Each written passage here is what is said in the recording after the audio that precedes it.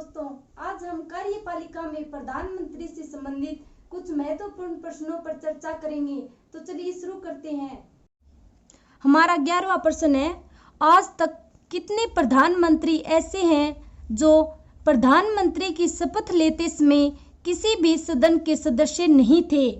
हमने आपको पिछली वीडियो में बताया था कि बहुमत दल का नेता किसी भी सदन का सदस्य न होते हुए भी इस पद को 6 माह तक ग्रहण कर सकता है और उसे 6 माह के अंदर सदन में बहुमत सिद्ध करना होता है। यदि वह ऐसा नहीं कर पाता है तो उसे अपने पद से त्यागपत्र देना होता है।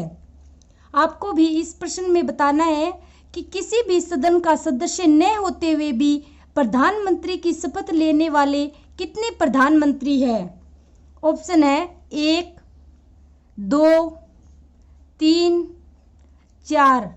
तो इसका राइट आंसर होगा ऑप्शन बी 2 ऐसे प्रधानमंत्री हैं जो किसी भी सदन के सदस्य न होते हुए भी प्रधानमंत्री बने थे और पहले हैं पीवी नरसिम्हा राव और दूसरे हैं एचडी देवगौड़ा।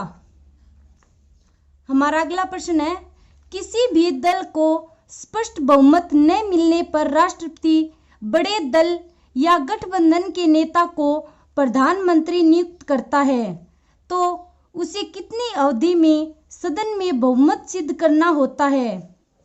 ऑप्शन है 14 दिन, 15 दिन, 1 माह, 6 माह। तो इसका राइट आंसर होगा ऑप्शन सी 1 माह। राष्ट्रपति द्वारा नियुक्त प्रधानमंत्री को 1 माह की अवधि में सदन में बहुमत सिद्ध करना होता है। हमारा 13वां प्रश्न है, प्रधानमंत्री का वेतन होता है। आपको बताना है कि प्रधानमंत्री का वेतन किसके समान होता है। ऑप्शन है राष्ट्रपति के समान, उपराष्ट्रपति के समान, लोकसभा अध्यक्ष के समान, संसद सदस्य के समान। तो इसका राइट आंसर होगा ऑप्शन डी संसद सदस्य के समान। प्रधानमंत्री संसद का सदस्य होता है, इसलिए उसे वेतन भी एक संसद सदस्य के समान ही मिलता है। हमारा अगला प्रश्न है, निम्नलिखित में से कौन सा कार्य प्रधानमंत्री से संबंधित नहीं है।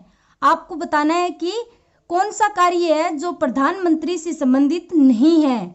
ऑप्शन है मंत्रिमंडल का नेतृत्व प्रधानमंत्री करता है, प्रधानमंत्री संसद का अधिवेशन न होने पर भी अध्यादेश जारी कर सकता है, प्रधानमंत्री कैबिनेट की बैठकों की अध्यक्षता करता है, प्रधानमंत्री अपने मंत्रिमंडल में विभागों का बंटवारा करता है। तो इसका राइट आंसर होगा ऑप्शन बी। यह कार्य प्रधानमंत्री से संबंधित नहीं है। अध्यादेश है वो राष्ट्रपति के द्वारा जारी किया जाता है, ना कि प्रधानमंत्री के द्वारा। अगला प्रश्न है, किस प्रधानमंत्री के कार्यकाल में दल बदल विरोधी विधेयक पास हुआ था। किस प्रधानमंत्री के कार्यकाल में दल बदल विरोधी विधेयक पास हुआ था। ऑप्शन है वीपी सिंह, इंदिरा गांधी, चंद्रशेखर, राजीव गांधी। तो इसका राइट आंसर होगा option D Rajiv Gandhi.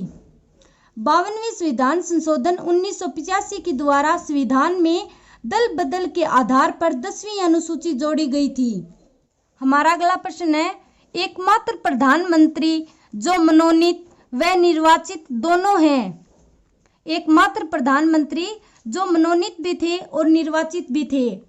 Option है पंडित जवाहरलाल नेहरू, लाल बहादुर शास्त्री, इंदिरा गांधी, मोरारजी देसाई। तो इसका राइट आंसर होगा ऑप्शन ए पंडित जवाहरलाल नेहरू। ये मनोनीत भी थे और निर्वाचित भी थे और इनको मनोनीत प्रधानमंत्री के रूप में शपथ है वो तात्कालिक गवर्नर जनरल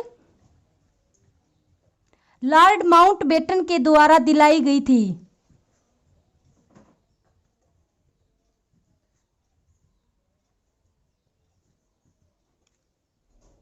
हमारा अगला प्रश्न है, पहला परमाणु परीक्षण किस प्रधानमंत्री के समय किया गया। पहला परमाणु परीक्षण किस प्रधानमंत्री के समय किया गया? ऑप्शन है अटल बिहारी वाजपेयी, राजीव गांधी, इंदिरा गांधी, एच.डी. देवेगौड़ा। तो इसका राइट आंसर होगा ऑप्शन सी, इंदिरा गांधी। पहला परमाणु परीक्षण है वो 18 मई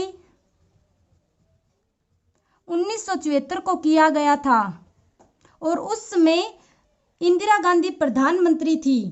हमारा अगला प्रश्न है, पंजाब का शेर कहा जाता है। आपको बताना है कि किस प्रधानमंत्री को पंजाब का शेर कहा जाता है। ऑप्शन है पंडित नेहरू को, लाल बहादुर शास्त्री को, राजीव गांधी को, मनमोहन सिंह को। तो इसका राइट आंसर होगा ऑप्शन बी, लाल बहादुर शास्त्री को।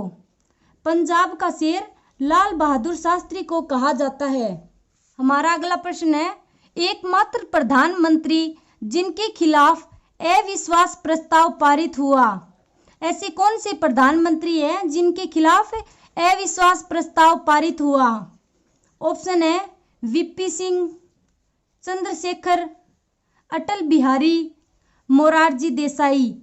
तो इसका राइट आंसर होगा ऑप्शन डी, मोरारजी देसाई।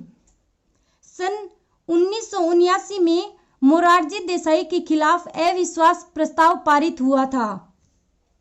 हमारा अंतिम प्रश्न है, किसान दिवस किस प्रधानमंत्री के जन्म दिवस के उपलक्ष्य में मनाते हैं? ऐसे कौन से प्रधानमंत्री हैं जिनके जन्म दिवस को किसान दिवस के रूप में मनाया जाता है? ऑप्शन है एच.डी. देवेगौड़ा, इंद्र कुमार गुजराल, चौधरी चरण सिंह, चंद्रशेखर। तो इसका राइट आंसर होगा ऑप्शन सी, चौधरी चरण सिंह। इनका जन्म दिवस है वो 23 दिसंबर को आता है, जिसको हम किसान दिवस के रूप में मनाते हैं। धन्यवाद।